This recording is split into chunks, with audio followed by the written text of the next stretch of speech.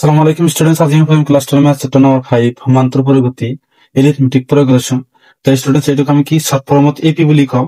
তো সব স্টুডেন্টস জন্য হলো নি 5.3 রেকর্ড পর আমি 3 লেখা পড়িছি। আজ আমি তোমালোকক 4 আর 5 কোশ্চেন দুটো সমাধান করে দিম সবা। তো এখন আমি 4 নম্বর কোশ্চেনটা সমাধান করিম। কি কই সবা 9 17 25 ডট ডট এই সমান্তর পরিবর্তিতর কিমানটা পদৰ যোগফল 636 হ'ব। কারণ ইয়ার পর কিমানটা পদ যোগ করলে কিমান হবো 636। সেই পদ কিমানটা আছে সেইটো আমাক কি ওলাব লাগে। কি কষ্ট যেটা আমি সমাধান কৰিম চাবা। সলিউশন লিখি দিয়া সলিউশন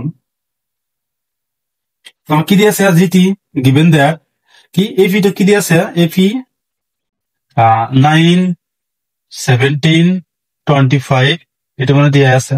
তো ইয়ার প্রথম পদ আমি কিমান জানো 9, দ্বিতীয় পদ আমি কিমান জানো 17, তৃতীয় পদ আমি কিমান জানো 25 এনেকৈ দিয়া আছে। তো ডি আমি উলিয়াম। ডি মানে কি দ্বিতীয় পদৰ পৰা প্ৰথম পদ মাইনাস দ্বিতীয় পদ মানে কিমান দিছে 17 মাইনাস 9। তো 17 এর পৰা 9 মাইনাস কৰলে কিমান হবো 8। তাৰপিছত কি এটা আমাক কি দিয়া আছে যোগফল। যোগফল মানে আমি কি জানো এস এন বা এস বুলি কও। যোগফল আমি কিমান জানো 636। তাহলে ইয়াত আমাক কি দিয়া নাই এন দিয়া নাই। তো এনটা আমি উলিয়াম। তো সাবস্ট্যান্স যোগফলের ফর্মুলা আমি কি জানো যে উই নো দ্যাট আমি জানো যে কি S is equal to n divided by 2 into 2a plus and minus 1 into d। তো সাবস্ট্যান্স এটি আমি কি এর মান বহাই দিম। s মানে আমি কি মান জানো 636 is equal to n আমি না জানো divided by 2 into a মানে আমি কি মান জানো 9 plus n minus 1 into d। d কি মান লাইছো 8। এইটা তোমালোকে ইয়াত বহাই দিয়া। তো সাবস্ট্যান্স এখানে তোমালোকে তুলে লিবা। তো ইয়ার পিছত আমি কি এখানে মানে মুছি দিম। এখানে তোমালোকে মুছি দিয়া। তো সাবস্ট্যান্স 2 কি এনার লগত কি ডিভাইড হিসাবত আছে এফালে হেলে কি হবে পূরণ। পূরণ মানে কেনেকৈ হ'ব 636 ইনটু কি হ'ব 2 ইজ ইকুয়াল টু হবে কিমান থাকে n ইনটু ইয়ার 9 কি পূরণ করিম 9 2 গুণ 18 প্লাস n মাইনাস 1 ইনটু 8 আছে তাহলে 8 টো আমি কি এর লগত পূরণ করে দিম। 8 আর n পূরণ করলে কিমান হবে 8n মাইনাস 8 আর 1 পূরণ করলে কিমান হবে 8। আমি এটা কি করিম 18 এর পর 8 টো মাইনাস করিম কিমান থাকে 10 প্লাস 8n। তো আমি n টু এর লগত পূরণ করে দিম কিমান হবে 10n প্লাস 8n স্কয়ার। এইটা থাকে এটা আমি কিমান পাইছো 636 into 2 is equal to 10n plus 8n square. এটা আমি দ্বিঘাত সমীকরণের ফর্মত লিখিম চাবা। এখানে তোমালোকে তুলে দিছা এখানে হলে তোমালোকে মুছে দিয়া। সাবস্ট্যান্স এটা আমি এতে কি করি এটা আমি হফারলৈ যাম প্লাস আছে হফার গেলে কিমান হবো মাইনাস। তাহলে এনেকুৱা হবো 8n স্কয়ার প্লাস 10n। এটা কি হবো হফারলৈ গেছে কেনহলে কি হবো মাইনাস 636 ইনটু কিমান হবো 2 এফালে কিমান থাকে 0। তাহলে এটা আমি কি করিম ইয়ার পর আমি 2 কমন লম। সাবস্ট্যান্স 2 ইয়াত কিমান থাকে 4n স্কয়ার প্লাস ইয়ার পর আমি কিমান তো কমন লইছো 2 কমন লইছি তাহলে কিমান থাকিব 5n মাইনাস ইয়ার পর 2 কমন লইছি তাহলে কিমান থাকে 636 is equal to 0 সাবা। তো 2 তো কি এলো কোন হিসাবে তো সবলা গেলে কিমান হবে ডিভাইড 2 এর 0 ডিভাইড করলে কিমান হবে 0। তাহলে আমি কি লিখি পারবো যে 4n square plus 5n minus 636 is equal to 0। তো সাবস্ট্যান্স এটা আমি কি দ্বিঘাত সমীকরণ পাইছো। তাহলে তোমালোকে পড়ে আহিছে ক্লাস 10 ৰ ম্যাথ চ্যাপ্টার নাম্বার 4 দ্বিঘাত সমীকরণ। তো তাতে এটা ফর্মুলা পাইছিল তোমালোকে দ্বিঘাত সূত্র। সেই দ্বিঘাত সূত্রটা কি ইয়ার পর আমি এর মানটো উলিয়াম। তো সাবস্ট্যান্স আমি দ্বিঘাত সূত্রটা কি জানো যে x is equal to minus b plus minus root over কি t square minus 4ac divide by কিমান পাইছিলা 2a। এটা আসলে কি দ্বিঘাত সূত্র। তো এটা আসলে কি দ্বিঘাত সূত্র। ইয়ার পর আমি কি লিখিম চাবা ইয়াত তোমালোকে লিখি দিয়া। আমার দ্বিঘাত সূত্রটা কি আছিল যে 4n square plus 5n minus 636 is equal to 0। যেটি স্কয়ার আছে ইয়ার স্কয়ার হরকটা কি আছিল a আর এটার হরক কি আছিল b। b টো আমি কিমান জানো 5 আর ধ্রুবক পদটা কিমান আছিল c is equal to minus 636 এটা আছিল। তাহলে এতে আমি কি এই মান ভর আমি এটি সূত্রত পেলাই দিম চাবা কিমান হবো। সাবস্ট্যান্স আমি সেই সমীকরণ বলত কি x এর আমি কি পড়িছো কিয় পড়িছো কারণ ইয়াত আমাক কি x আছিল তো সাবস্টেন্স ইয়াত মানে কি x দিয়া না কি আছে n দিয়া আছে, তাহলে আমি x এর ঠাইতে আমি n লিখি, মানে m plus n is equal to minus b plus minus root over b square minus 4ac divided by 2a। তো মান ভরেতে বহাই দিয়া, b মানে আমি কি মান জানো -5 plus minus root over b square মানে কি 5 স্কয়ার মাইনাস 4 ইনটু a মানে আমি কি মান জানো 4 ইনটু c মানে আমি কি মান জানো মাইনাস 636 জানো আমি, ডিভাইড বাই c মানে 2a কি মান আছে 4 সাবস্টেন্স। এটা আমি কি লিখি -5 প্লাস মাইনাস রুট ওভার 25 কে স্কয়ার করলে কি হবে 25, সাবস্টেন্স কি 5 কে স্কয়ার করলে কি হবে 25 মাইনাস 4 গুণ কি মান জানো আমি 16 ইনটু কি মান থাকে -636 ডিভাইড বাই 4 দ্বিগুণ 8 হয়। তো এই দুটো আমি পূরণ করে দিবি তিয়া, ইয়াত মানে পূরণ করে দিয়া কি 636 ইনটু 16 পূরণ করলে কি হবে 6 6 গুণ 36 6 হাতে থাকে, হাতত কিমান থাকে 6 6 গুণ 36 হাত কিমান থাকে 3 6 3 6 গুণ 18 আর 3 কিমান হবে 21 হাতে থাকে 2 6 6 গুণ 36 আর 2 কিমান হবে 38 এক গড় ক্যান্সেল 6 গুণ 6 3 গুণ 3 6 গুণ 6 এই দুটো যোগ করলে কিমান হবে 6, তারপর কি 6 আর 1 যোগ করলে কিমান হবে 7, তারপর 8 আর 3 যোগ করলে কিমান হবে 11 আর 1 হাতে থাকে 1, 6 আর 3 যোগ করলে কিমান হবে 9 হাতে কিমান আছে 1, তাহলে কিমান হবে 10, কিমান হল 10,176।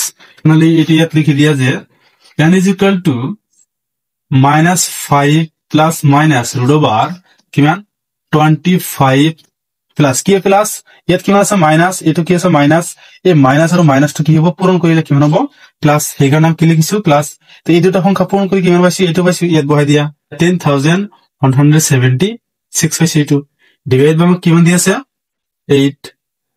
তো সাবস্টেন্স আমি কি 25 আর এটো কি আমি যোগ কৰি দিম -5 প্লাস মাইনাস ৰুট ওভাৰ কিমান হ'ব 6 আৰ 5 যোগ কৰিলে কিমান হ'ব 11 আৰ 1 হাতে থাকে 1, 7 আৰ 2 যোগ কৰিলে কিমান হ'ব 9 হাতত কিমান আছে 1, তেনহলে কিমান হ'ব 10 10 আর 0 হাতত থাকে 1, তেনহলে 1 আর লগত 1 যোগ কৰিলে কিমান হ'ব 2 হাতত 9 তেনহলে 10 টো বহাই দিয়া ডিভাইড বাই কিমান হ'ব 8।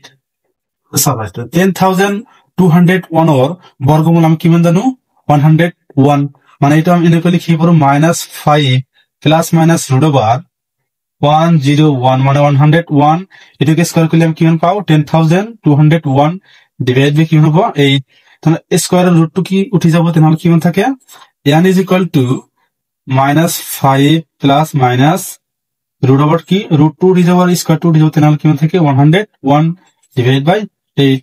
স্টুডেন্টস সবাই এটা কি প্লাস আছে এটা মাইনাস আছে, n is equal to আমি এবার প্লাস লিখি, n is equal to এবার মাইনাস লিখি, মানে n is equal to -5 plus 101 divide by 8, আর এটা কি লিখি n is equal to -5 minus 101 divide by 8। তো এরপর আমি কি যেটু প্লাস হয় সেটা আমি মান ধরিলাম, যেটু মাইনাস হয় সেটা আমি ক্যান্সেল করে দিম, কারণ ঋণাত্মক মান কেতিয়াও গ্রহণযোগ্য নয়। তো স্টুডেন্টস তোমালোকে এখানে তোলা হয়েছে যদি আমি মুছি দিও, এতিয়া আমি স্টুডেন্টস এটা কি করিম মানলিয়াম যে n is equal to কিমান দি আছে 101 এর পৰা 5 মাইনাস কৰিলে কিমান হ'ব 96 ডিভাইড বাই 8।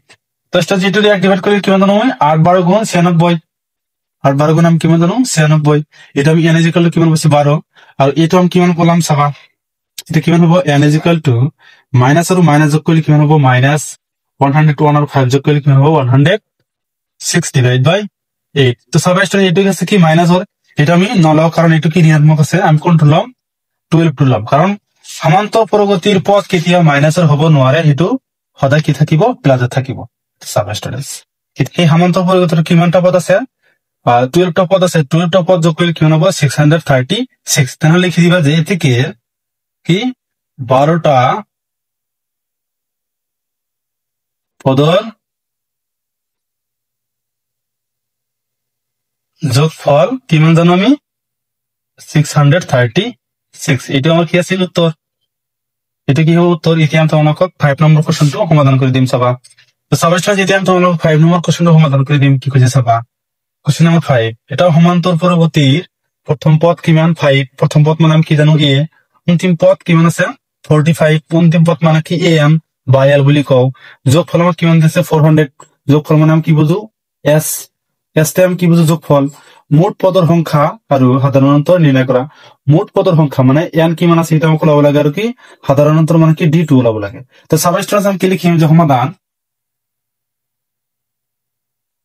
কি আমাক কি দিয়া আছে যেটি a কিমান দিয়া আছে আমাক 5 প্ৰথম পদ আৰু a আমাক কিমান দিয়া আছে অন্তিম পদ কিমান দিয়া আছে 45 আৰু s আমাক কিমান দিয়া আছে 400 সাবাই স্টুডেন্টস প্ৰথমত আমি কি n2 উলিয়াম আমি কি যোগফলৰ ফৰ্মুলা ব্যৱহাৰ কৰি আমি প্ৰথমত n2 উলিয়াম তো সাবাই স্টুডেন্টস আমি কি লিখিম তো আমাক কি n ওলাব লাগে আৰু d2 আমাক কি ওলাব লাগে তো সাবাই স্টুডেন্টস প্ৰথমত যোগফলৰ ফৰ্মুলা ব্যৱহাৰ কৰি n2 উলিয়াম তো লিখি দিবা যে we know that s is equal to কিমান জানো n divided by 2 যেহেতু আমাক a n দিয়া আছে তাহলে আমি এই ফর্মুলা ব্যবহার করি a plus an সাবাই স্টুডেন্টস s মানে আমাক কিমান দিয়া আছে 400 is equal to n আমি না জানো divided by 2 into a মানে কিমান জানো 5 plus a আমি কিমান জানো 45 তাহলে আমি কি লিখি দিম যে n divided by 2 into 45 এর লগ 5 যোগ করলে কিমান হবে 50 তো 2 রে 50 ডিভাইড করলে কিমান হবে 25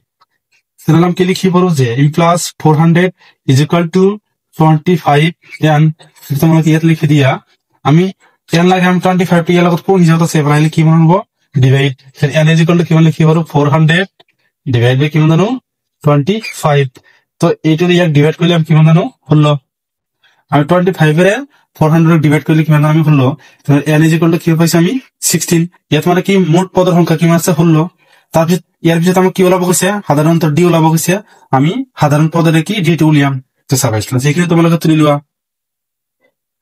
তো ইয়ার ভিতরে আমি কি সাধারণ পদটা ব্যবহার করি আমি ডি টু উলিয়াম সাবা a is equal to কিমান দিয়েছে 5 n is equal to কিমান দিয়েছে 45 আৰু n আমি কিমান ওলাইছো 16 তো স্টুডেন্টস আমি ডি টু উলিয়াব পাৰিম ডি টু আমি কোলাব লাগে আমি কি সাধারণ পদ ব্যবহার করিম সাধারণ পদটা আমি কি জানো an is equal to a plus n minus 1 into d তো আমি a কিমান জানো 45 is equal to a মানে আমি কিমান জানো 5 plus n আমি কিমান পাইছো 16 এর উপর 1 মাইনাস করলে কিমান হবে 15 into d সাবাই স্টুডেন্টস 5 to প্লাস আছে এপারে হলে কি মাইনাস কালত মাইনাস হবে 45 এর লগত 45 এর উপর 5 মাইনাস করলে কিমান হবে 40 is equal to ইয়াত কিমান থাকে 15d in plus আমি কি লিখি পারো d is equal to 40 divided by 15 তাহলে ইয়াক আমি লঘিষ্ঠ আকারে লিখিয়ে পারো কারণ ইয়াক আমি 5 এর ডিভাইড করি 3 5 গুণ 15 ইয়াক আমি কি জানো 8 5 গুণ 40 তাহলে আমি কি পালো যে d is equal to কিমান পাইছো আমি 8 ডিভাইড বাই 3 তোমাকে লিখে দিবা যে এতে কি n is equal to কিমান পাইছো আমি 16 আর d is equal to কিমান পালো আমি 8 ডিভাইড বাই 3 এটা আসলে কি আমার পাঁচর উত্তর এলাকে করিব লগা আছে স্টুডেন্টস থ্যাংক ইউ স্টুডেন্টস